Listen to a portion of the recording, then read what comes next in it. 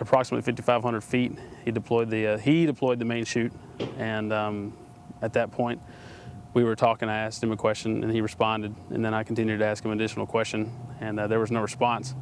Professional people, they handle the situation well, and it doesn't reflect badly on the equipment. I don't know if anybody here has actually skydived before, but it gets eerily quiet. There's no ambient noise up there, so I just made the comment that it was, it was really quiet.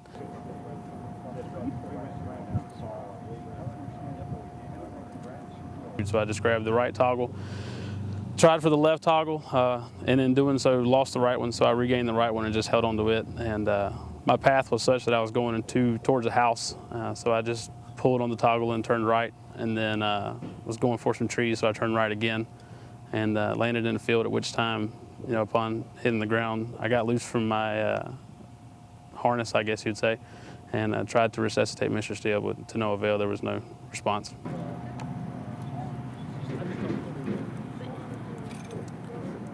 You do what you got to do. It's fight or flight at that point, and I guess the Army teaches you just to deal with adversity the best you can. It doesn't matter if it's on a battlefield or if it's at home or if you're 5,500 feet in the air.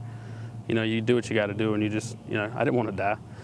And I knew I needed to get to the ground to try and help him. I didn't know how serious it was at that point. I just know he wasn't responsive. And I didn't know till later on once I'd hit the ground that in fact he had, deceased. Scared of heights, stationary heights. Yeah.